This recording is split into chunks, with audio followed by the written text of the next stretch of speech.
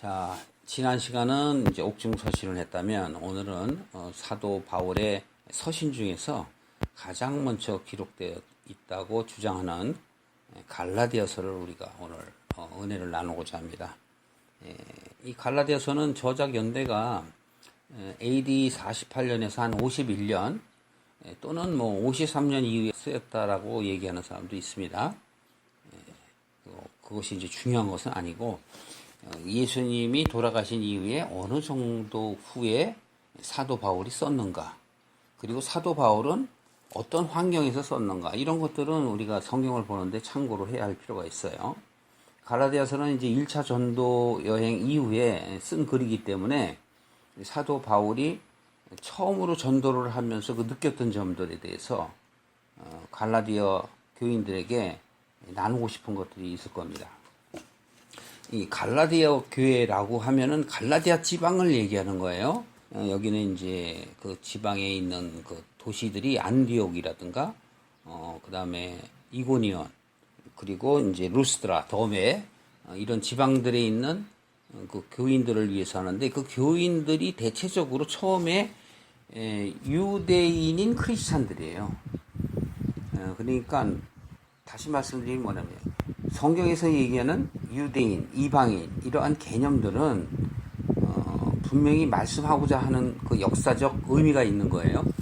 유대인이라 하면 율법적인 신앙을 갖고 있는 사람을 의미하며, 이방인이라 하면 유대인은 아니지만 외적으로 바깥에 보여지는 현상으로서 유대인은 아니지만 하나님의 복음을 갈망하는 사람들, 관심을 두는 사람들이라고 우리는 표현할 수 있는 거예요. 그래서 영적인 수준까지는 나중에 말씀드리기로 하고, 오늘은 갈라디아서 우선 서론 쪽에 보면은 1차 전도 여행 이후에 사도 바울은 자신에 대한 그 사도의 의심성에 대해서 이야기를 하고 넘어가야만 됐었어요. 왜냐하면 사도 바울은 예전 이름은 사울이었죠.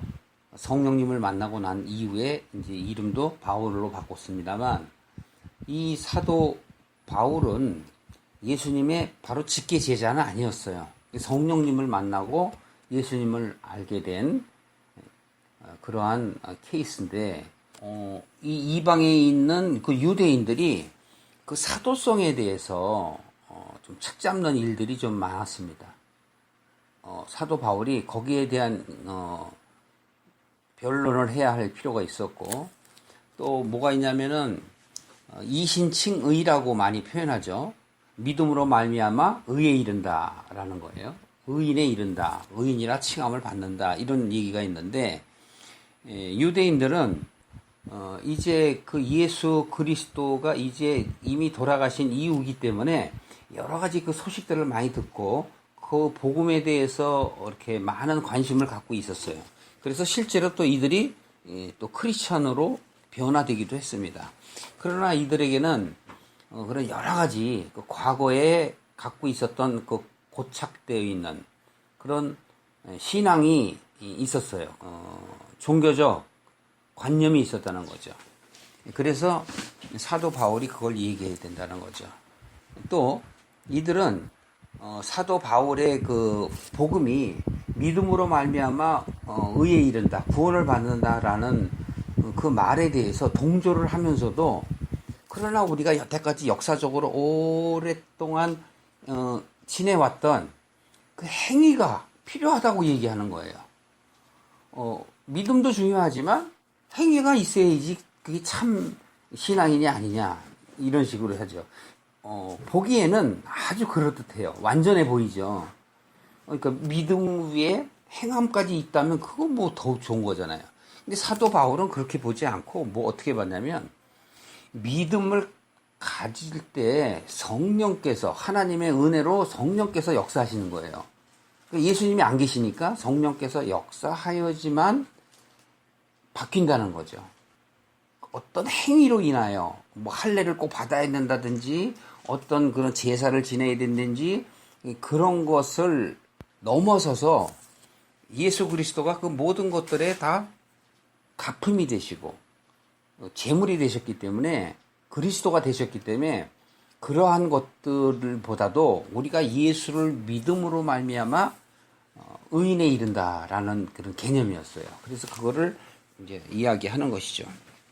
그래서 갈라디아서는 총 6장으로 되어 있는데 제가 이렇게 이렇게 기록을 해놓은 걸 이렇게 보니까 1장은 이제 그리스도를 만남으로 인하여 참 복음을 깨닫게 되고 하나님께 맡긴 바 되는 이제 크리스천이 된다. 뭐 그런 내용이고 2장에서는 그리스도를 통한 의가 진리의 복음을 갖게 된다라는 내용이에요. 3장은 성령을 통해서만이 또 믿음은 들음에서 나기 때문에 하나님의 능력이 개입되어야만 우리가 믿음을 가질 수 있다. 이제 그런 내용들이고 4장은 우리가 진리를 인식하고 깨달을 때 그리스도를 쫓는 바로 그러한 마음, 그걸 믿음이라고 하는데 그리스도를 쫓는 그 믿음이 생긴다는 거죠. 그래서 우리가 초보적인 신앙인에서 장성한 성숙한 신앙으로 바뀌어간다라는 것이죠. 그리고 이제 특히 그 갈라디아서 4장 22절에 가면은 그 사라와 하가를 비유로 들면서 자유자의 자녀와 종의 자녀를 이야기합니다.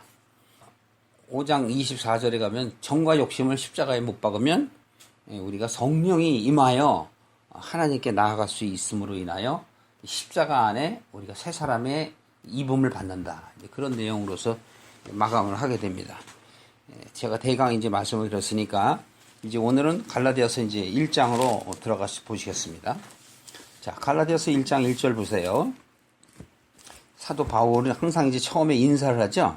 사람들에게서 난 것도 아니요 사람으로 말미암은 것도 아니요 오직 예수 그리스도와 및 죽은 자 가운데서 그리스도를 살리신 하나님 아버지로 말미암아 사도된 바울은.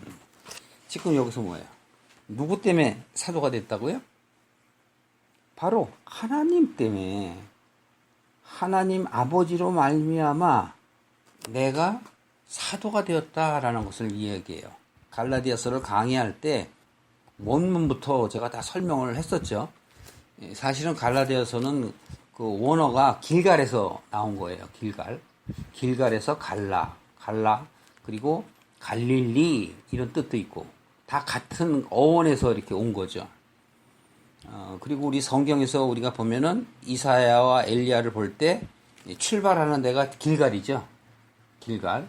그런 장소의 의미 또한 영적 의미가 있는 거예요. 그러니까 그 길갈이라는 거는 뭐냐면 그 원어의 뜻으로 보면 회전하다, 구르다 이런 거예요. 이게 말씀이 구르고 있고 회전하고 있어요. 창세기 1장 2절에 보면 하나님의 신은 어떻다 그러죠? 수면 위에 운행하시더라. 같은 뜻이에요, 그게. 이게 하나님의 은혜는 항상 우리에게 임하고 있는 거예요. 우리가 깨닫지 못하는 것이지. 하나님께서는 항상 우리에게 손을 뻗치고 계세요. 우리에게는 보이지 않기 때문에 하나님의 손을 잡을 생각을 못하는 거예요. 그러니까 눈에 보이는 것들만 믿게 되는 거고, 그런 영적인 의미가 있다라는 것을 얘기하는 거예요. 결국은 예수님이 십자가를 어디에 못 박히시죠? 갈릴리에 못 박히시잖아요. 골고다에 못 박히시는 건 바로 뭐냐면 예수님의 하나님의 은혜가, 즉 예수님의 그 말씀이 바로 골고다에 딱 박히게 돼서 거기 십자가를 세우는 거예요. 그러니까 내 마음이 공허하고 혼돈할 때 하나님의 예수 그리스도 보이는 하나님으로 오셔서 십자가를 내 마음 안에 세우는 거라고. 그래서 내가 바뀌는 거란 말이에요. 저나 여러분은 절대로 바뀔 수가 없어요. 왜냐? 죄성을 갖고 태어났기 때문에 그래요. 그게 우리 바깥에서 얘기하는 그런 죄와 하나님이 얘기하는 죄는 다르다는 거예요. 그 죄성이라는 건 영적인 얘기로 하나님으로부터 유리된 게 죄예요. 내가 하나님과 함께 있어야 되는데, 지금도 우리가 화면을 보면 세라가 지금 우리 집사님 옆에 딱 붙어 있잖아요. 그래야 되는 거야. 우리 하나님 옆에 붙어 있어야 되는데 내가 잘났다고 혼자서 뭔가 해보겠다고 떠나와. 그게 죄라는 거야. 제가 좀 쉽게 말씀드리면. 근데 사도 바울도 오늘 갈라디아서를 통해서 무엇을 말씀하시고나 하면 자기도 과거에 그랬다는 거예요. 그랬는데 알고 보니까 내가 성령님을 만나 보니까 나의 신앙이 전부 잘못됐다는 거죠. 그래서 다메섹 도상에서 성령님의 그 이적을 만나게 됨으로 인하여 눈이 멀잖아요. 육신의 눈이 멀어요. 그러나 그것은 실질적으로 네가 영적으로 소경이었다는 것을 나타내는 거예요. 바깥으로. 그래서 결국은 아나니아를 통해서 눈을 뜨게 되잖아요. 그래서 영적으로 거듭난 걸 얘기하는 거라고. 예수님에게 찾아온 니고데모에게 예수님께서 그러시잖아요. 네가 선생이고 하나님의 말씀을 가르쳐야 될, 즉 율법을 가르쳐야 될 선생이 된 자가 아직도 네가 그걸 모르고 있구나. 그래서 네가 거듭나야 된다. 고 얘기하는 거예요. 그래서 니고데모가 그럼 어떻게 거듭나야 돼요? 다시 어머니 모태에 들어갔다가 다시 태어나야 돼요? 그러니까 예수님이 기가 막힌 거죠. 오늘날도 우리가 잘못된 가치관념, 잘못된 그런 신앙관, 교회관을 갖기 때문에 참된 하나님의 뜻을 깨닫지 못하고 자기의 의의를 자꾸 드러내는 거예요. 자기가 믿고 싶은 사도 바울이 내가 사도가 되고 싶어서 된 게 아니고 하나님으로부터 이 표현을 또 아버지라고 표현을 해요. 하나님 아버지로 말미암아 내가 사도 되었다라고 표현해. 이것은 다른 의미로 말하면 뭐냐면 예전에 내가 아니고 예전 내가 사울이 아니고 이제 내 바울이야 이런 얘기예요. 바뀌었다는 거예요. 거듭났다라는 걸 얘기하는 거예요. 자, 2절 보십시오. 그럼 그걸 얘기하는 건 여러분들도 거듭나길 바란다는 뜻이겠죠. 함께 있는 모든 형제로 더불어 갈라디아 여러 교회들에게, 자, 여기서 그러죠? 여기서 여러 교회. 교회는 뭐라 그랬죠? 우리 자신을 교회라고 하는 거예요. 바깥에 막 이렇게 뭐 육안으로 보일 수 있는 뭐 이렇게 세워지는 그런 유형의 교회를 얘기하는 게 아니에요. 바로 모든 형제가 교회라고. 여러 교회들에게 우리 하나님 아버지와 주 예수 그리스도로 쫓아서 예수 그리스도의 은혜로 말미암아 은혜와 평강이 있기를 원하노라라고 인사를 합니다. 자기의 그 경험을 인사말에 그대로 다 나타나죠. 그리스도께서 하나님, 바로 누구냐? 우리 아버지의 뜻. 하나님이 우리 아버지라는 거예요. 그 뜻을 따라 이 악한 세대에서 우리를 건지시려고. 어디에서 건져요? 악한 세대. 그 악한 세대면 이 사람들 중에서 건져낸다는 그런 뜻이 아니에요. 남들이 갖고 있는 보편적인 신앙관을 얘기하는 거예요. 보편적인 신앙관에서 이제는 스페셜한 신앙관을 갖게 바꾸는 거예요. 그래서 악한 세대에서 우리를 건지시려고 우리 죄를 위하여 자기 몸을 드렸으니, 우리의 죄는 뭐죠? 하나님으로부터 떠나온 것, 악한 세대와 함께 하는 것. 다시 말해서 나도 세상의 가치관으로 내가 종교생활, 신앙생활을 했다는 것, 그게 바로 악한 세대란 말이에요. 그러니까 거기에서 내가 벗어나오려면 어떻게 해야 된다고요? 그리스도가 있어야 된단 말이에요. 그래서 자기 몸을 드렸다. 누가? 예수님께서. 그 영광이 저에게 세세토록 있을지어다. 아멘. 내가 깨달은 것처럼 여러분들도 깨닫길 바랍니다. 그런 거죠. 여러분들도 막 은혜 받아봐요. 막 그냥 같이 은혜 받기를 원하잖아요. 자, 6절 보실까요? 그리스도의 은혜로 너희를 부르신 이를 이같이 속히 떠나서 다른 복음을 쫓는 것을 내가 이상히 여기노라. 자, 하나님께서 그 하나님의 사랑은 바로 뭐냐? 그리스도의 은혜로 우리를 부르신 거예요. 불렀다는 건 뭐예요? 우리가 하나님을 쫓지 않으니까, 하나님을 모르니까 깨닫게 하시려고, 알게 하시려고 불렀죠. 그런데 여기서 보면 누구를 통해서? 그리스도를 통해서 하는 거예요. 그리스도라는 건 메시아를 얘기하고 구원자를 얘기하잖아요. 나를 구원하기 위한 바로 매개체가 예수님이시라고. 근데 예수님은 육신의 모습이 예수님이고 그분이 그리스도가 되셔야 구원자가 되시는 거예요. 근데 그분이 바로 죽음으로 말미암아 그리스도가 되신 거예요. 만약 죽지 않으면 안 되죠. 그거를 화목제물, 속죄제물, 영원한 단번에 드린 제물이라고 표현을 하는 거예요. 이 구약의 수많은 레이기라든가 그 안에 있는 그 예법들은 무엇이 있죠? 하나님 앞에 나올 때는 항상 제물을 갖고 나와야 되죠. 자기를 대신해서 내가 이렇게 회개합니다 하고 그 제물을 갖고 나와야 되는데 그 제물이 온전하였다면 자꾸 드릴 필요가 없는 거죠. 그 온전하지 못하니까 오늘도 제사, 내일도 제사, 모레도 제사, 계속 제사 지내는 거예요.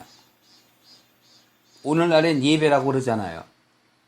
그런데 예수님께서 단번에 다 드리신 바 돼 있다고요. 완전한 제물로서, 흠이 없는 제물로서. 예전에 레이기 시대 때만 해도, 그러니까 출애굽 시대 때만 해도 제물을 드릴 때는 여러 가지 그러한 격식이 있었단 말이에요. 예식이 있었어요. 그 다음에 흠이 있는 그런 제물을 갖고 오면 하나님이 안 받으신다고 그랬어요. 그렇기 때문에 제사장들도 목욕을 깨끗이 하고 예복을 입고 집례를 했다고. 오늘 그래서 목사님들이 뭐 가운을 입고 막 그러는 거잖아요. 가운 입고 이렇게 예배를 집전하잖아요. 그런데 사실은 제가 여러 번 말씀드렸지만 예수님이 다 끝내셨어요. 더 이상의 예배와 제사는 없어요. 우리가 교회에 모이는 것은 하나님의 은혜를 나누기 위해서 오는 거예요. 그런데 이제 습관적으로 우리가 예배다 이렇게 그냥 표현을 하는 것 뿐이지. 여러분들은 그렇게 생각하지 마시고 하나님의 은혜를 받기 위해서, 말씀을 깨닫기 위해서 그렇게 오셔야 돼요. 요한복음 1장 1절서부터 5절까지 자세하게 설명되어 있지 않습니까? 바로 예수님이 말씀이잖아요. 그러면 우리가 하나님을 깨달으려면 어떻게 해요? 하나님의 은혜인 예수를, 말씀을 깨달아 알면 되는 거 아니겠습니까? 그래서 바로 그 깨달은 너희들이 다른 복음을 쫓는 것을 내가 이상히 여긴다. 여기서 왜 다른 복음일까? 자, 결론을 말하면 먼저 제가 귀납법적으로 여러분들에게 설명을 한다면 율법이에요. 율법을 넘어서서 복음의 길로 가야 돼요. 그런데 많은 사람들이 복음을 받아들인다고 하면서도 율법을 버리지 못해요. 율법은 우리에게 왜 주셨다고 성경에 기록되어 있죠? 우리의 죄를 깨닫게 하기 위해서예요. 죄가 뭐죠? 하나님을 모르는 게 죄잖아요. 하나님을 모른다는 건 하나님을 모르는, 그냥 겉에 보이는 하나님을 모르는 그게 아니라 하나님의 뜻을 모른다는 거죠. 근데 하나님의 뜻은 뭐죠? 간단하죠. Come back to me. 내게로 돌아와라예요. 하나님으로부터 유리되자, 하나님으로부터 떠난 자가 다시 돌아오는 게 바로 하나님의 뜻이에요. 그럼 그 하나님의 뜻을 깨달아서 하나님께 돌아가야 되는데 육신을 입고 있는 나는, 여러분들은 스스로가 그것으로부터 벗어날 수가 없어요. 그러니까 이 세상의 가치관들을 버릴 수가 없는 거예요. 아니, 나중에 갈라디아서 4장에 가서 보면 그런 얘기가 나오는 거예요. 네가 자유자가 될래? 아니면 종의 자녀가 될래? 5장에 가면 더 웃겨요. 너는 뭐야? 정욕과 욕심을 십자가에 못 박아라 그런단 말이에요. 그 정욕과 그 욕심이 뭐예요? 정과 욕심이라고 표현해도 되고, 그것은 이 세상 살아가는 이 육신을 입고 있는 우리들의 모습이란 말이에요. 그걸 어떻게 벗어버리냐고. 벗어버릴 것 같지요. 하나님의 은혜 받을 때는 벗어버릴 것 같아요. 그래서 다 내려놓지만 또 먼지가 묻어. 여러분들이 방에 청소를 깨끗이 해도 햇빛이 탁 들이비치면 그 먼지를 다 보잖아요. 며칠 지나봐요. 방바닥에 쌓여 있어. 구석구석 보십시오. 먼지 덩어리가 있어. 그걸 먹으면서도 몰라. 왜? 깜깜한 데서 문 닫아놓고 걸어 잠그고 커튼 가르쳐 놓으면 갑자기 막아 놓으면은 보이나 먼지가? 먼지는 언제 보이죠? 닦을 때 보여요. 예. 걸레로 닦을 때 보인다고. 그 전에는 안 보여요. 제가 지금 외적으로 얘기하는 건 뭐냐면 내 영적인 걸 얘기하고 싶어서 그런 거예요. 바깥으로 닦는 것만큼 안으로도 닦아야 되거든. 안으로 닦는 게 바로 갈라디아서 마지막에 가면 정과 욕심을 내려놓는 거예요. 그게 자기를 부인하는 거고. 자기를 부인하지 않고 욕심이 가득 차 있는데 이게 되냐고요. 저부터도 그렇잖아요. 신앙심이 좋을 때, 아주 영적으로 있을 때는 그럼 전혀 없어요. 그런 욕심도 없고 아무것도 없어요. 그런데 좀 근심 걱정 되잖아요. 야, 이거 무엇을 먹어야 되지? 어떻게 살아야 되지? 남한테 손 벌리지 않고 살고 싶은데 어떻게 하면 될 수 있을까? 그러다 보면 또 세상 가치로 넘어가는 거예요, 그게. 그게 너나 할 거 없이 깨끗한 건 없다니까요. 오죽하면 사도 바울이 나는 매일 죽노라 그러잖아요. 죽긴 뭘 맨날 죽어. 죽을 수 없으니까 맨날 자기도 그런 말 하는 거지. 사도 바울도 은혜 받은 자지만 지금 바로 갈라디아 지방의 그 교인들이, 크리스천들이 다른 복음을 쫓는 거를 내가 이상히 여긴다 그러잖아요. 다른 복음이 뭐라고 그랬죠? 결론으로 말하면 옛 것이란 말이에요. 옛사람, 옛 생각을 못 버리는 게 바로 그게 다른 복음이에요. 그러니까 자기가 믿고 싶고 자기가 원하는 복음, 그걸 바로 다른 복음이라고 그러는 거예요. 하나님이 원하시는 게 아니라 누가 원하는 것? 내가 원하는 것. 그게 다른 복음인데 사람들이 그걸 깨닫지 못해. 그러니까 설명을 못 하는 거야. 자, 보십시오. 7절에 보시면 다른 복음은 없나니. 자, 다른 복음이 없대. 뭐야? 다만 어떤 사람들이 여러분들을 요란하게 하여 그리스도의 복음을 변하게 하려 합니다. 이제 정말 어떤 은혜를 받았어. 성령님을 만났어. 그래갖고 지금 막 할렐루야 그러고서 막 그냥 모든 건 내가 이제 다 내려놓을 거예요. 이 세상의 가치를 쫓지 않고 하나님을 쫓겠습니다 라는 마음을 막 갖고 있는 사람들에게 변형시킨단 말이에요. 그것도 좋은데 네가 그렇게 믿음을 가질 때는 이렇게 해 하고 자꾸 플러스를 시킨단 말이에요. 애들을 해. 그러니까 이 사람들이 헷갈리는 거예요. 가르치는 이가 제대로 가르치질 못하니까. 지금 사도 바울이 그러한 시인병으로 얘기하는 거예요. 그리스도의 복음을 깨달아야 되는데 그리스도의 복음은 단순한 거거든요. 하나님께 돌아가는 게 복음인데 자꾸 율법의 중요함을 얘기하려고 그래요. 할례를 해야 돼. 네가 그렇게 하려면. 교회 나오셔야 돼요. 수요 예배 참석하시고 금요 철야 예배 꼭 오셔야 돼요. 그래야 믿음이 자라는 거예요. 라고 자꾸 행위적 가치를 부여한단 말이에요. 그런 것보다 참 믿음이 무엇인지, 복음이 무엇인지를 가르쳐야 되는데 그걸 가르쳐 주지 않으니까 자꾸 외적인 걸 갖게 되는 거예요. 8절도 보십시오. 그러나 우리나 혹 하늘로부터 온 천사라도 할지라도 우리가 너희에게 전한 복음 외에는 다른 복음을 전하면 저주를 받을지어다. 사도 바울이 지금 강력한 말로서 지금 말씀을 전하잖아요. 저주를 받을지어다. 저주를. 왜? 하나님께 못 가거든요. 그리스도 외에는 없어요, 길이. 예수님만이 길이요 진리요 생명인데 자꾸 다른 길을 가리키는 거야. 네가 예수님을 따라도 좋은데 네가 이렇게 해야 돼.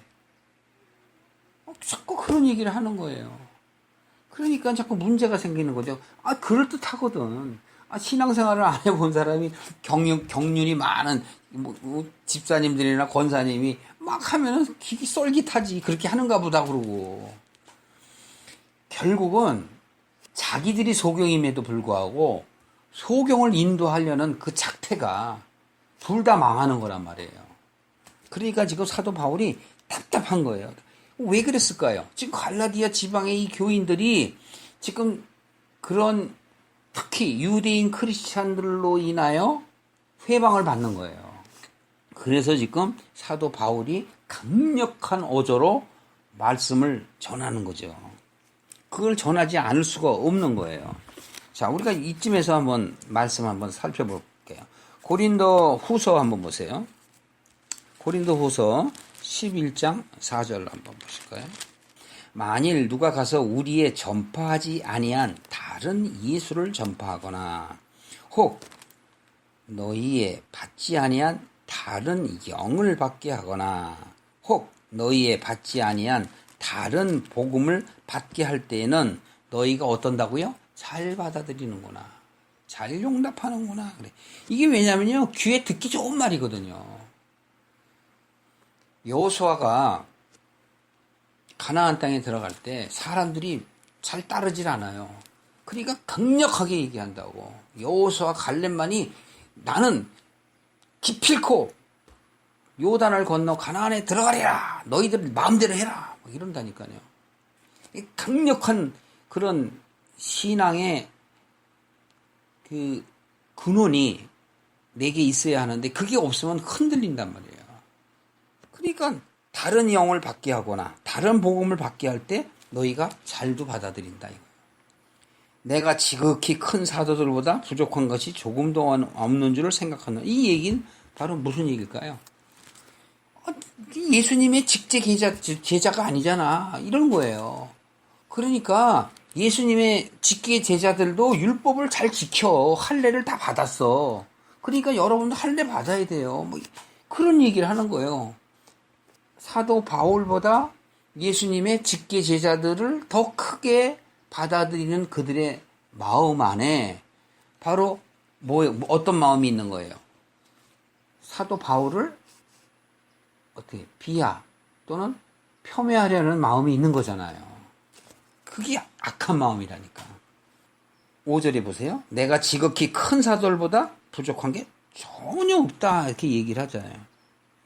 그리고 7절에도 보면 내가 너희를 높이려고 나를 낮추려 한다 이거예요. 이건 얘기 뭐냐면 내가 복음을 전하기 위해서 내가 나를 낮추는 것이지 나는 사실은 복음에 대해서는 당당하다 이거예요. 여러분들도 그렇습니다. 여러분들이 정말 참된 복음을 갖고 있으면 당당해야 돼요. 세상에 많은 사람들이 그거 어떻게 해? 그 교회는 이렇게 해야 되고, 뭐 성가대가 있어야 되고, 뭐가 있어야 되고, 뭐가 있어야 되고, 막 이러면서 우리 교회는 막 이게 구제도 잘하고 있고, 전도도 잘하고 있고, 모두 잘하고 있고. 근데 그 사람들은 껍데기만 잘하고 있는 거 있음에도 불구하고 그걸 몰라요. 왜냐면 가치가 안 바뀌어 있기 때문에.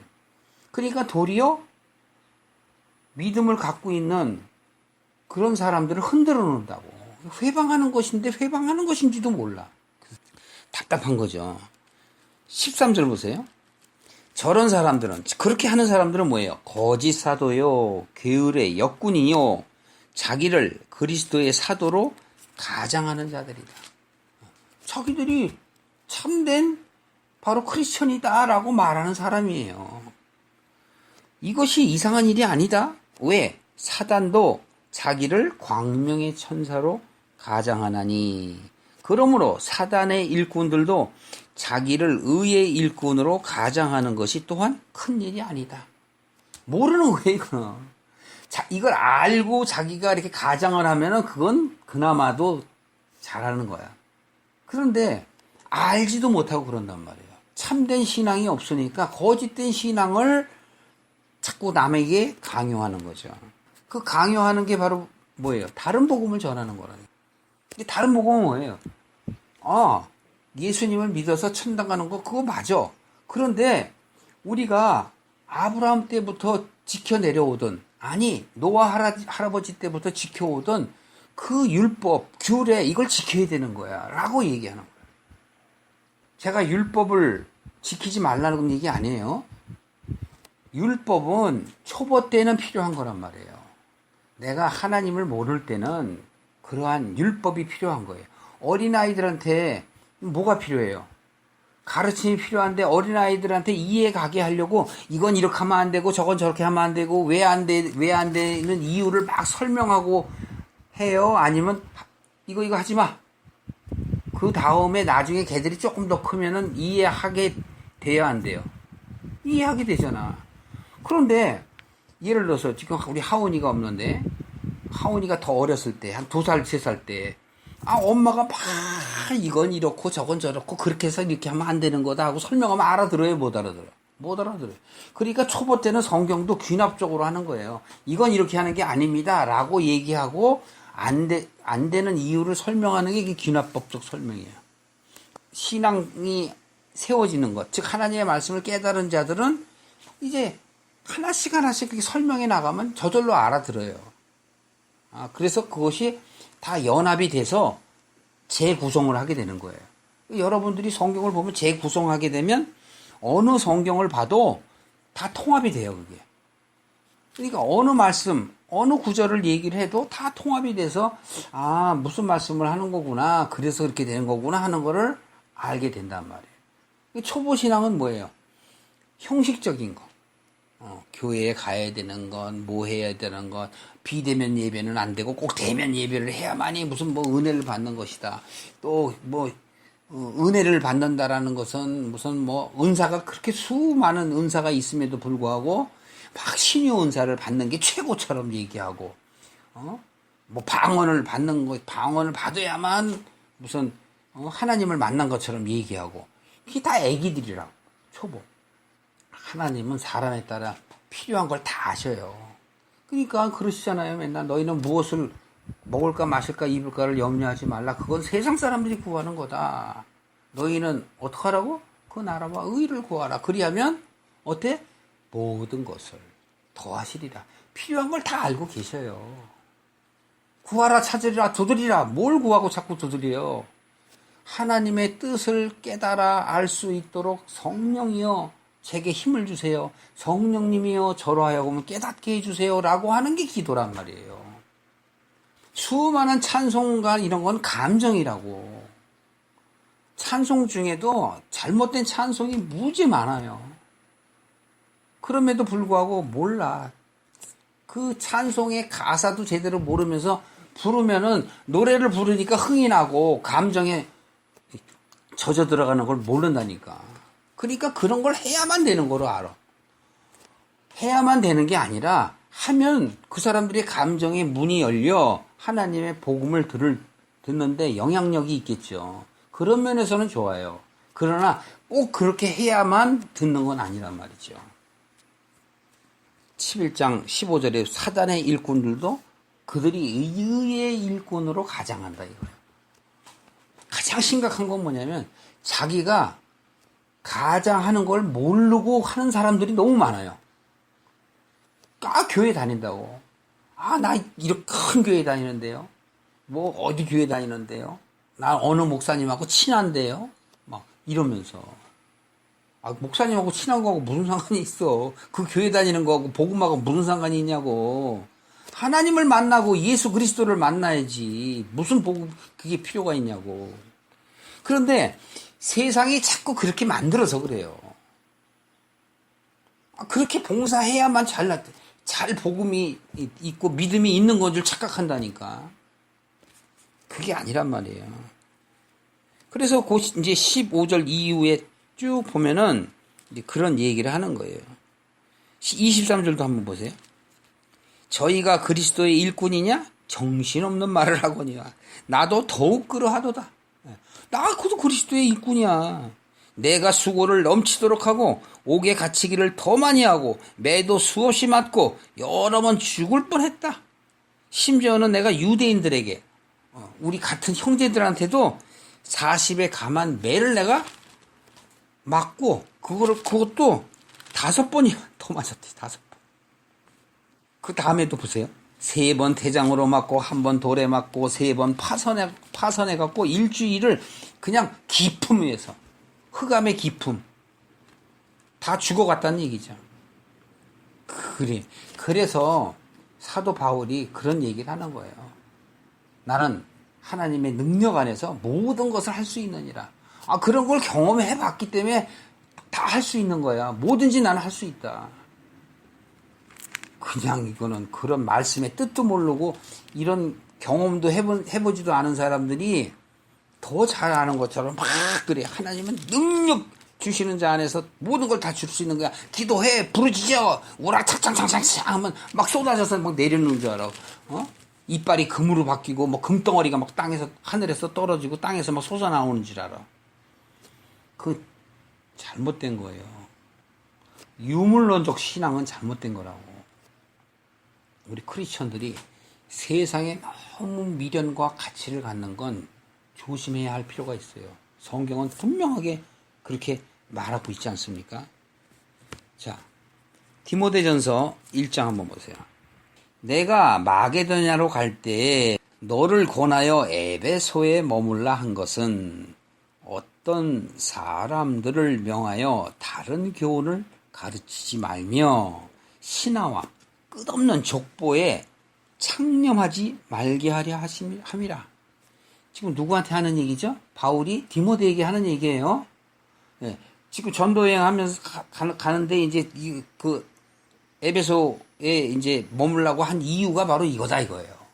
뭐야? 어떤 사람들에게 명하여 다른 교훈을 가르치지 말라. 다른 교훈이 뭐예요? 바로 율법적 신앙을 강조하는 거예요. 신하와 끝없는 족보가 뭐예요? 구약이잖아요, 구약. 구약에 기록되어 있는 그런 내용들, 끝없는 족보, 그죠? 아담 때서부터 시작해갖고 다 이렇고 저렇고 이렇고 했으니까 하면서 정통성을 강조하는 거야. 오늘날에도 정치하는 사람들 보면 정통성 강조하죠? 뭐 누가 적자다 그러고. 다 쓰잘데없는 소리요. 하나님의 말씀을 모르니까 쓰잘데없는 짓들만 한다니까. 크리스천들이요. 그냥 정치를 보고 그냥 스스로 자기를 판단하면 돼. 그걸 드러내갖고 무슨 목사들이 무슨 정치에 참여하고 그래. 나중에 하나님한테 가서 뭐라고 얘기하려고. 변명할 거리라도 좀 있어야지. 그런 거 아니라니까요. 지금 보세요. 제가 하는 얘기가 아니잖아요. 성경에 나와 있잖아요. 사도 바울이 신하와 끝없는 족보. 신하가 뭐예요? 자기들이 만들어내는 거라니까.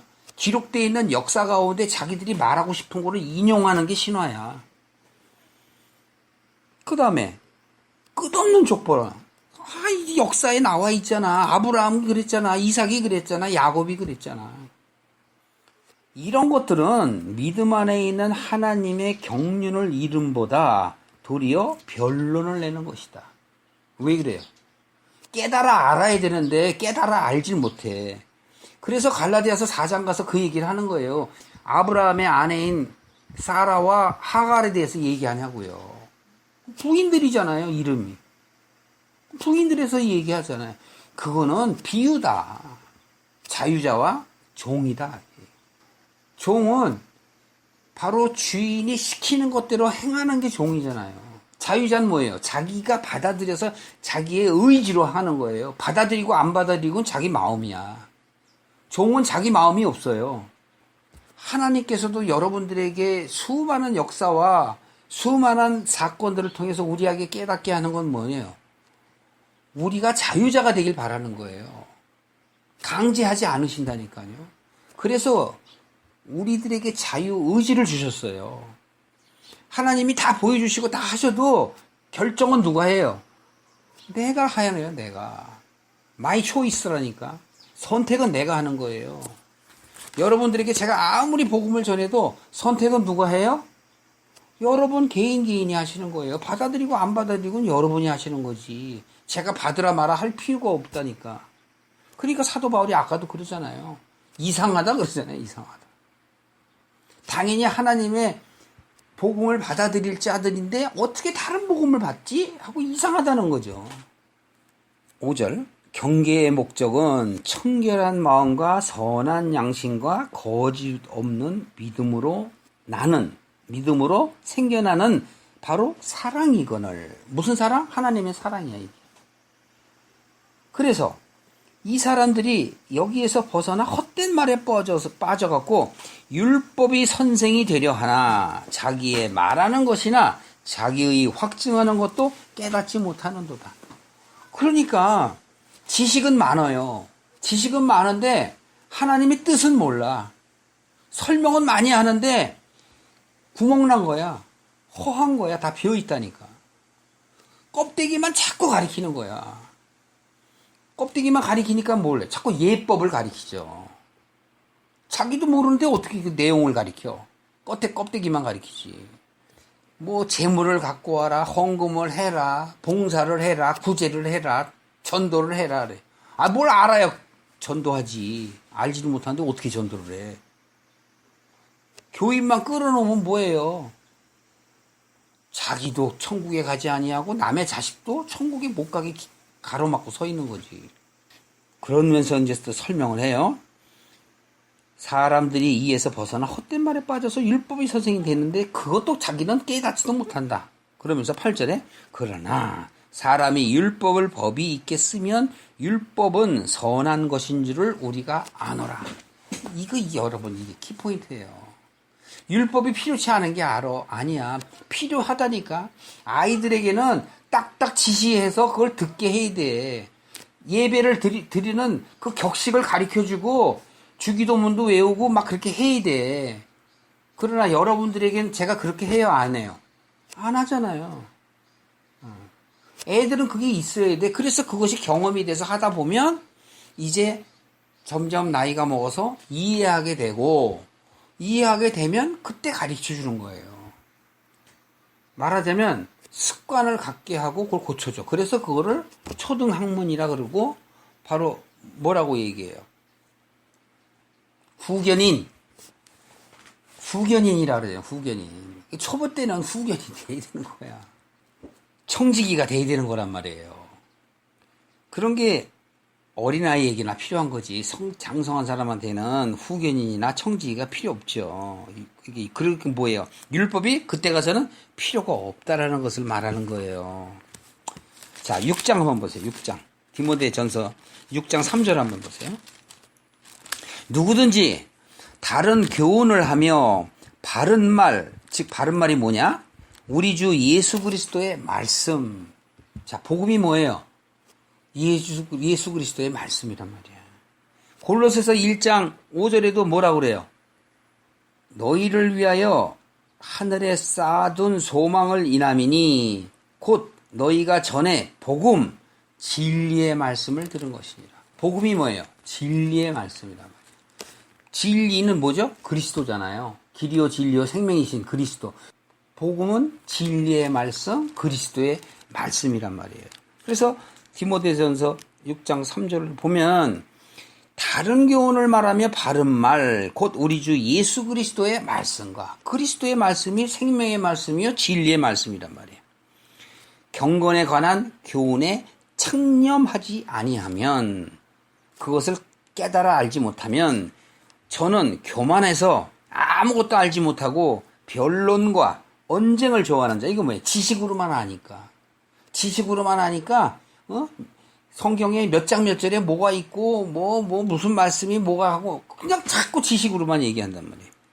투기와 분쟁과 회방과 악한 생각이 나며 마음은 부패하여지고 진리를 잃어버려서 경건을 이익의 재료로 생각하는 자들의 어때요? 다툼이 일어나니라 이런단 말이에요. 그래서 11절 보면 오직 너희 하나님의 사람들아 이것들을 피하고, 즉 이렇게 하는 걸 피하란 말이에요.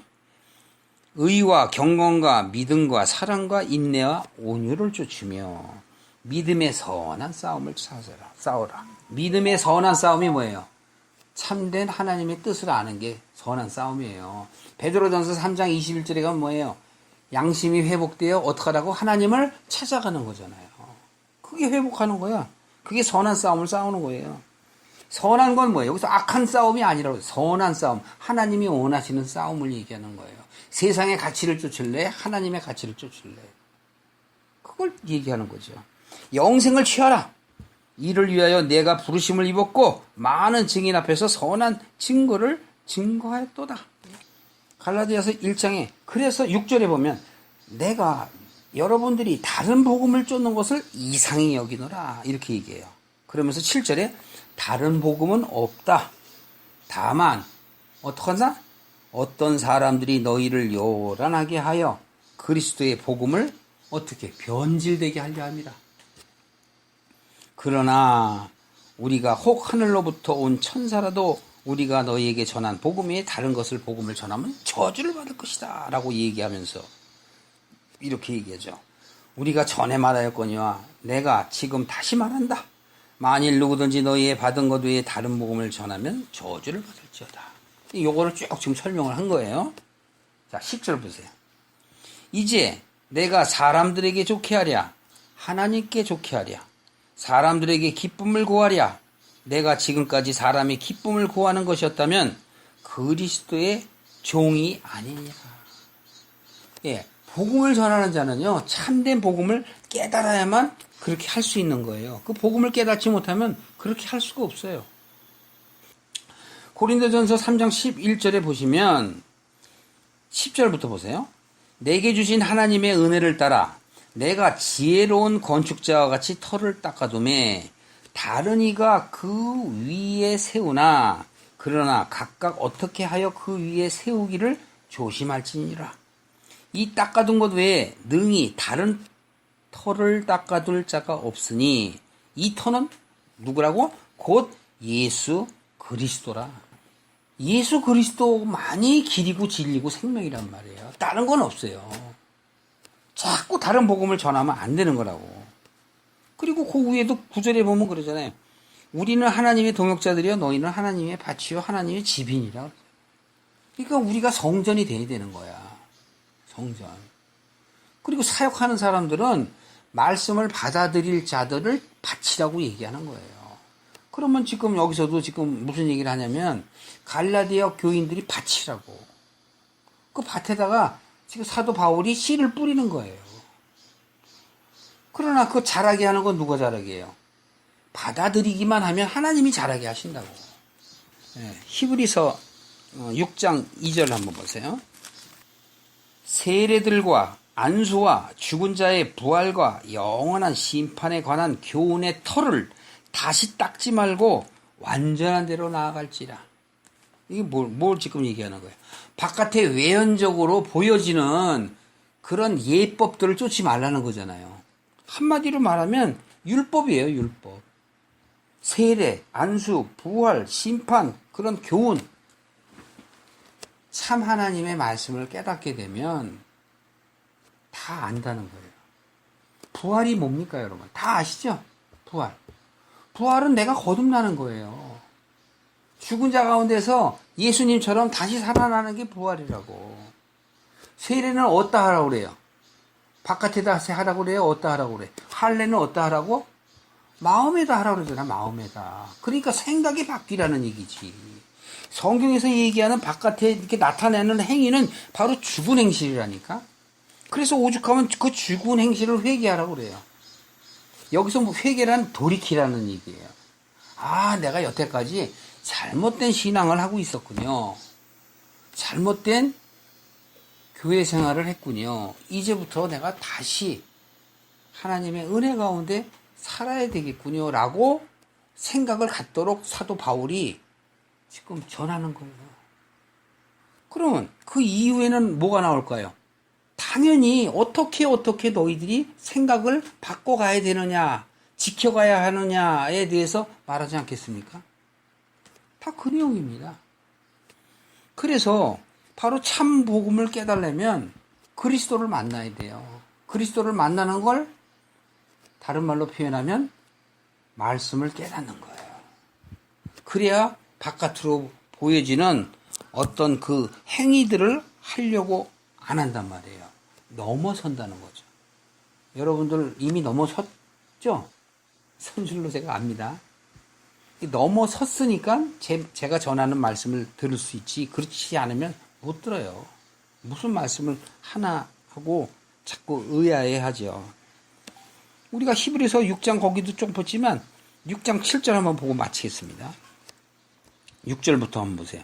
타락한 자들은, 즉 하나님의 말씀을 깨닫지 못한 자들은 다시 새롭게 하여 회개할 수가 없나니 이는 자기가 하나님의 아들을 다시 십자가에 못 박아 현저하게 욕을 보입니다.